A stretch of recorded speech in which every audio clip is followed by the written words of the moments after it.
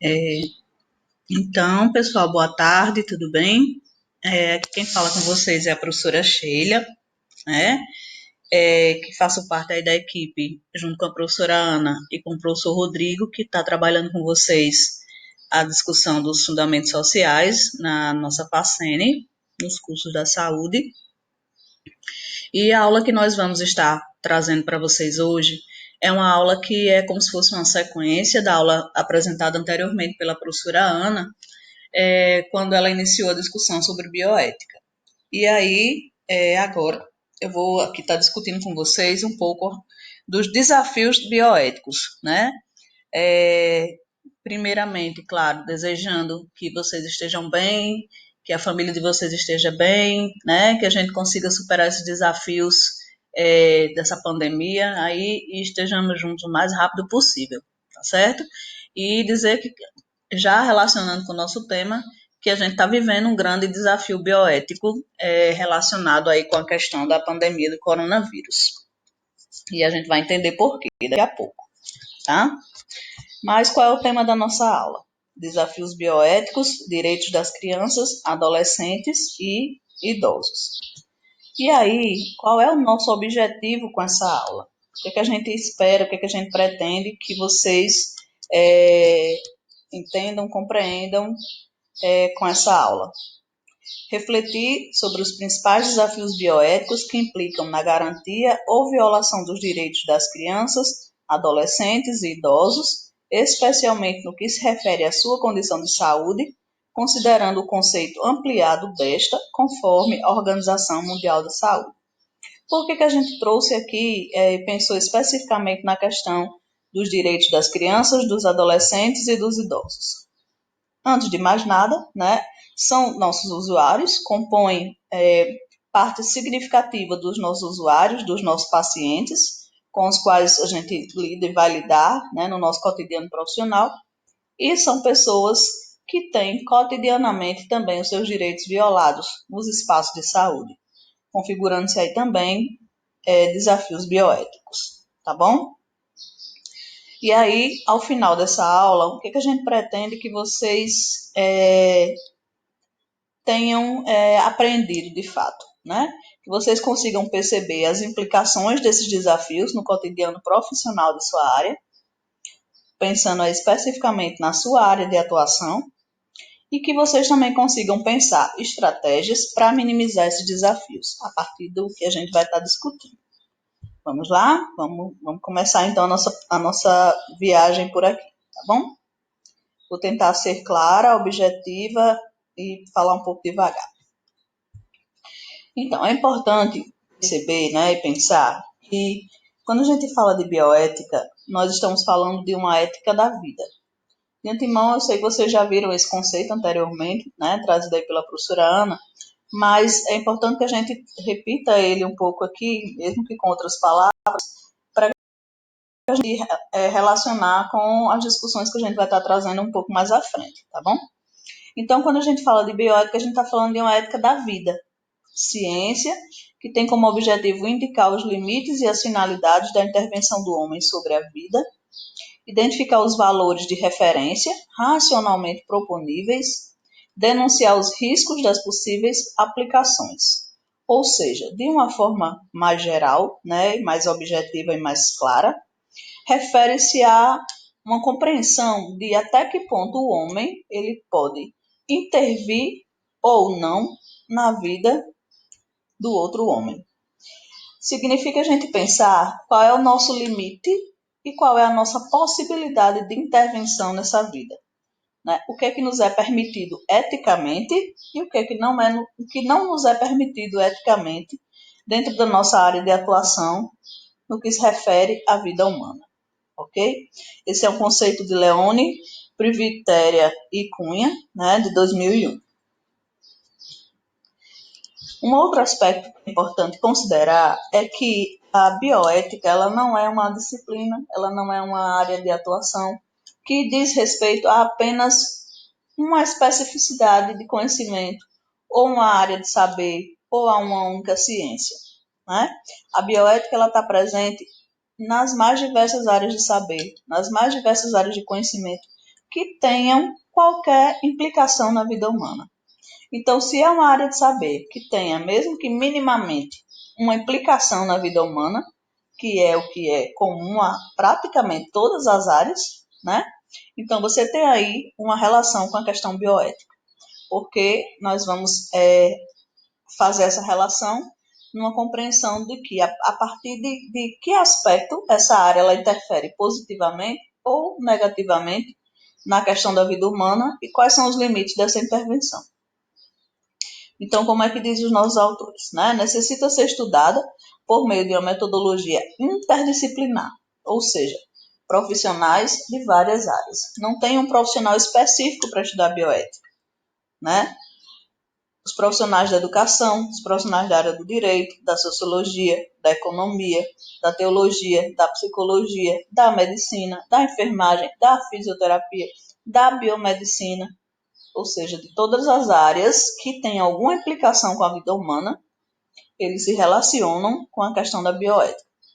Consequentemente, eles devem participar das discussões sobre os temas que envolvem o impacto das tecnologias sobre a vida, o impacto dos seus saberes, o impacto do seu conhecimento, o impacto da sua intervenção sobre a vida humana. Um exemplo, né? Se um economista do governo propõe um novo plano econômico que afeta negativamente a vida das pessoas, haverá aspectos bioéticos a serem considerados. Então, quando a gente pensa, por exemplo, que para que uma política de saúde ela venha a estar funcionando adequadamente, cumprindo o seu papel, né, garantindo os direitos dos usuários, dos pacientes que precisam, que vivenciam a necessidade dessa política, é necessário considerar aspectos políticos, sociais e econômicos. Então, a gente entende que esses aspectos políticos, sociais e econômicos, eles têm implicações bioéticas. Ok? Aí, né, chegando bem especificamente no foco da nossa discussão, que trata da questão dos desafios bioéticos, né, os autores eles elencam alguns desafios que são bastante recorrentes no nosso dia a dia, são colocados como desafios e, consequentemente, como questões que precisam ser superadas. O primeiro deles é a questão do paternalismo hipocrático, pessoal. Com certeza vocês já ouviram falar, né, ou já tiveram essa discussão relacionada ao fato de que, na área da saúde, existe uma ideia equivocada, claro, de que o saber essencial, necessário e principal da área da saúde se encontra unicamente e exclusivamente no médico. O próprio Sistema Único de Saúde, né, quando pensou os seus princípios e pensou o princípio da integralidade, ele já partia da ideia de que, para que o nosso usuário ele venha a ter um atendimento adequado, é necessário que diversos saberes sejam elencados. Não apenas o saber do médico, não apenas o saber daquela especialidade médica, mas diversas áreas de atuação precisam ser recrutadas, né, para que esse paciente ele tenha um atendimento que venha a suprir a sua necessidade num contexto de prevenção e de promoção da sua saúde. Então, quando a gente fala que pensar o médico como um semideus é um desafio, a gente está dizendo que é um desafio que precisa ser superado, entendendo que as outras profissões, as outras áreas da saúde também precisam ser pensadas como necessárias nessa perspectiva de garantia do acesso à saúde do nosso usuário, de um atendimento de qualidade, de um atendimento integral, né, para esse paciente. Um outro aspecto, ainda dentro dessa perspectiva do paternalismo hipocrático, refere-se ao fato de que muitas vezes o profissional da área da saúde, por deter um conhecimento técnico e científico, acaba querendo, na relação com o nosso usuário, na relação com o paciente, impor esse saber como se ele fosse uma verdade absoluta. Muitas vezes desconsiderando o fato de que o nosso usuário, né, o nosso paciente, ele é um ator social, ele vive numa determinada realidade, ele já tem uma visão de mundo e que esses aspectos precisam ser considerados na perspectiva de quando se vai pensar um tratamento adequado para esse paciente, para esse usuário, certo? Então, nós não somos pais dos nossos pacientes, dos nossos usuários. Nós estamos ali numa condição de profissional que, claro, detém um conhecimento técnico científico a mais, nós estudamos para isso, mas isso não significa dizer que nós devamos impor esse nosso saber, esse nosso conhecimento para o nosso usuário, para o nosso paciente. Por isso a necessidade de ouvi-lo, de considerá-lo numa perspectiva de totalidade e de entender que o nosso saber ele tem limitações que muitas vezes vão precisar da complementação do saber de outros profissionais. Então, o que os autores dizem? Diz os profissionais da saúde detêm um conhecimento técnico superior ao dos pacientes. Claro, é fato, né? Nós estudamos para isso. Mas não são mais dignos do que os seus pacientes, não têm mais valor do que eles como pessoas.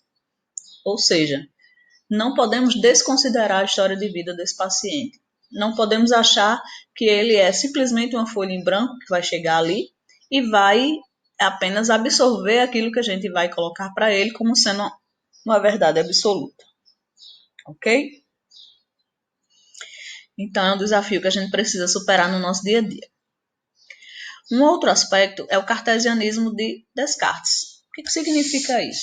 Também chamada de superespecialização do saber. O cartesianismo de Descartes proporcionou, ou promoveu a divisão dos saberes das diversas ciências, cada um no seu ramo, cada um no seu canto, cada um na sua área. Então, dentro da própria medicina, você tem as especialidades médicas, dentro da área também da fisioterapia, da enfermagem, você tem as especializações, você tem a formação numa grande área, mas você acaba se especializando numa determinada área específica. Gente, desculpa a tosse, né? Ainda persiste. Porém, considerando que essa superespecialização do saber, ela é importante, ela é interessante, porém, ela não pode ser limitante. O que a gente quer dizer com isso? Significa dizer que ela é importante à medida que você estuda mais sobre a sua área de saber, você vai se especializar, você vai se aperfeiçoar, e isso é bom, né? Quanto mais a gente estuda sobre uma determinada coisa, mais a gente sabe sobre ela. Claro, entendendo que o conhecimento é infinito, né? Que a gente sempre vai precisar estar estudando e se especializando. Porém, o fato de eu ser super especializado numa determinada área não significa dizer que eu não precise ter uma visão de totalidade de mundo e de realidade daquele meu usuário, daquele meu paciente. Por exemplo, né? Eu sou uma profissional que trabalho com osso. Eu sou, por exemplo, uma fisioterapeuta e a minha especialidade, né, é fazer a fisioterapia dos membros internos, externos, exemplo, né? Não é a minha área especificamente. Porém, eu não posso esquecer, não tenho como esquecer que esse osso desse meu paciente, ele é parte de um corpo humano. Esse corpo humano ele pertence a uma pessoa, a um cidadão que vive numa sociedade e por aí em diante. Ou seja, eu não posso pensar só o osso, né? Eu tenho que pensar o todo, tenho que pensar o sujeito numa perspectiva de totalidade. Se eu penso só o osso, eu vou passar ali um tratamento para esse osso e esse tratamento ele vai tratar, né, vai buscar amenizar sintomas, muitas vezes de uma dor, de uma contusão e etc. Mas se eu não considerar a história de vida, a condição de vida, o cotidiano dessa pessoa, se eu não souber como ele vive, como é que ele adquiriu, inclusive, aquela dor, aquela lesão, né? O tratamento que eu vou passar, ele vai amenizar aquele sintoma naquele momento, mas o problema vai persistir. Daqui a pouco esse paciente ele vai retornar para mim de novo com a mesma situação, ou seja, eu não vou ter ajudado meu paciente a superar o problema dele, certo? Então, quando a gente fala em superespecialização do saber, refere-se a uma perda do entendimento de que o paciente é uma pessoa única e que deve ser considerado em sua totalidade, em todas as suas dimensões. O que é que significa isso também, pessoal? Significa que é muito complexo, né? É muito complicado você pensar que o mesmo tratamento que você passou para um paciente, para um usuário seu, você vai passar para o outro, porque as pessoas, elas são diferentes. Cada pessoa tem uma característica, uma peculiaridade que pode direcionar o tratamento para um outro caminho.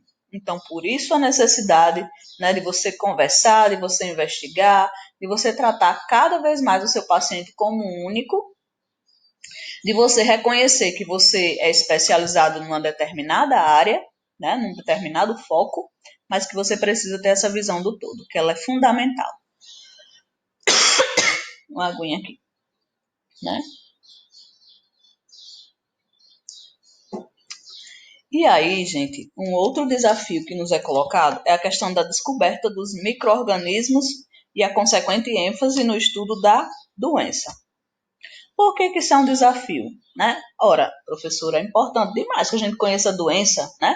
A gente só consegue passar o tratamento se a gente conhecer adequadamente a doença, se a gente souber qual é o remédio que vai combater aquela determinada doença. Sim, ótimo. Mas não adianta você conhecer a doença se você não conhece o doente. Se você não conhece a realidade de vida do seu usuário. Se você não sabe como é que ele vive, quais são as condições de vida dele, né? Como é o seu cotidiano, a sua relação de trabalho. Porque, inclusive, você não sabe que se aquele tratamento que você pensou para ele sendo o adequado, se ele vai conseguir colocar em prática no seu cotidiano, no seu dia a dia. Então, para além de conhecer a doença do seu paciente, do seu usuário, é necessário que você conheça o seu paciente, o seu usuário, para que o tratamento que você indique, a receita que você passe, o direcionamento que você dê, ele possa ser executado dentro da realidade desse seu paciente, ok? Espero que esteja ficando claro. Ainda dentro dos desafios bioéticos, né, nós vamos lembrar agora a questão do individualismo. E aí, gente, esse tema da questão do individualismo como um desafio bioético, ele se encaixa perfeitamente no que estamos vivendo hoje na chamada pandemia do coronavírus. Por quê? Olha só, o que é que vem a ser individualismo dentro do desafio bioético? Reivindicação da liberdade, mas uma liberdade atrelada à responsabilidade. Cada pessoa merece ser respeitada nas suas opiniões, mas enquanto seres sociais, lembrar que as minhas ações são ações sociais. Ou seja, todos nós temos o direito de acreditar ou desacreditar, de concordar ou de discordar com qualquer coisa que quer que seja. Na minha condição individual, eu tenho esse direito. Porém, eu não posso esquecer que eu sou um ser social, que eu estou vivendo em sociedade. E não posso deixar de entender que as minhas ações enquanto indivíduo, enquanto sujeito, elas trazem implicações para outros indivíduos e para outros sujeitos. Então, quando a gente pensa, por exemplo, que existe uma orientação da Organização Mundial da Saúde, né, de todos os veículos aí de saúde do mundo inteiro que estão falando aí do Covid-19 e que colocam como principal estratégia de prevenção, né, para conter esse vírus, a questão do distanciamento social, do isolamento social, né, de que você fique na sua casa e etc. E quando a gente percebe que isso não vem sendo cumprido, a gente percebe com muita clareza, identifica com muita clareza que cada vez mais é evidente o individualismo presente na nossa sociedade. As pessoas têm pensado muito de maneira individual, sem pensar no coletivo, desacreditando que, de fato, a sua ação individual ela vai trazer consequências extremamente negativas para o coletivo, né? Porque a transmissão desse vírus é muito grande. O nível de transmissão dele é muito grande. Então, se a gente pensa numa perspectiva de uma orientação que diz que você precisa ficar em casa para não se contaminar ou não contaminar os outros, e você simplesmente sai, né? Vai ter uma vida, vai continuar tendo uma vida normal, como se nada tivesse acontecendo, você não está agindo de maneira responsável, não está utilizando de maneira responsável a sua individualidade. Você quer ter direitos, mas sabendo que você, para ter direitos, você também precisa ter deveres. E num contexto bioético, né, o meu direito, ele termina quando começa o direito do outro. Quando você descumpre uma norma, um decreto que prevê uma perspectiva de saúde coletiva, você está descumprindo o princípio da bioética. Você está colocando em risco a vida do outro. E está fazendo isso de forma consciente, porque está sendo orientado de que isso vai trazer consequências negativas futuramente, como com certeza vai. Né? Então, gente, vamos pensar direitinho nisso aí, porque é um grande desafio biótico que a gente está vivendo. As pessoas estão pensando cada vez mais em si e esquecendo dos outros. O outro desafio, né, que a gente traz aqui para essa primeira parte da aula é a questão do hedonismo. O que vem a ser esse hedonismo? A ideia, né, pregada especialmente pelo mundo capitalista de consumo, de que você precisa seguir padrões, de que você precisa estar sempre adequado àquilo que a sociedade espera de você, de que existem padrões de beleza, de comportamento, né, e que isso se refere a uma busca incessante e constante pela felicidade. Onde é que a saúde entra nisso aí? Ora, a saúde, né, em algumas áreas de atuação mais específicas, claro, do que outras, vai estar atuando diretamente no contexto de estar possibilitando, né, utilizando os saberes, os avanços tecnológicos, bioquímicos e etc., para possibilitar aos nossos pacientes se aproximar cada vez mais dessa condição de uma ideia do que seja qualidade de vida. O autor diz assim: uma vida que ainda não tem ou que já perdeu qualidade de vida. O que seria uma vida que ainda não tem ou que já perdeu qualidade de vida? Né? Por exemplo, a pessoa em processo de envelhecimento. Hoje, como todos nós sabemos, envelhecer é como se fosse um castigo. Né? A sociedade não aceita que você envelheça. A mulher de cabelo branco ela é chamada de relaxada, de descuidada, né? Então, dentro desse contexto de perda de qualidade de vida com o envelhecimento, entra aí algumas áreas da saúde que vão possibilitar retardar esse envelhecimento, que vão possibilitar adiar essa perda da qualidade de vida. Só que, onde é que entra o desafio bioético disso? Muitas vezes não se leva em consideração a real necessidade desse usuário e a implicação que isso vai trazer na saúde dele como um todo. Só se leva em consideração aquele determinado aspecto, desconsiderando o todo, a perspectiva da totalidade, né? Então, essa qualidade de vida, para o hedonismo, é interpretada como eficiência econômica, ou seja, a minha capacidade de consumir, de estar em conformidade com as regras da sociedade, né? Desse consumismo desenfreado, na busca da beleza a qualquer custo, a qualquer preço. Aí a gente tem a questão das dietas malucas, né, das fórmulas para emagrecer, das cirurgias plásticas das mais diversas formas, que como nós sabemos, é, existem os profissionais sérios, existem os profissionais que não são sérios, que vão estar vendendo essa beleza, né? Como também a questão da atividade física, muitas vezes passando dos limites do aconselhável e do necessário para realmente uma ideia de qualidade de vida. Um outro aspecto, né, que nós consideramos relevante apontar é que um desafio bioético bastante corriqueiro no nosso cotidiano é a questão do utilitarismo. O que os autores nos dizem? As nossas ações se limitam a uma avaliação de custos e benefícios. O que significa esse custo e benefício? O que é mais vantajoso, né, para a sociedade? Chegando ao limite de, em algum momento, ter que escolher se salva um médico, desculpe, gente, se salva um idoso ou se salva um jovem, né? Muitas vezes, tendo que escolher se aquele tratamento, aquela UTI, por exemplo, ela vai ser disponibilizada para uma pessoa mais velha, uma pessoa mais jovem, né? Quais são as condições que uma tem de viver que a outra não tem. E aí, alguns autores fazem uma relação disso com só o que é útil tem valor. Em uma sociedade capitalista, nossas ações são determinadas pelo mercado.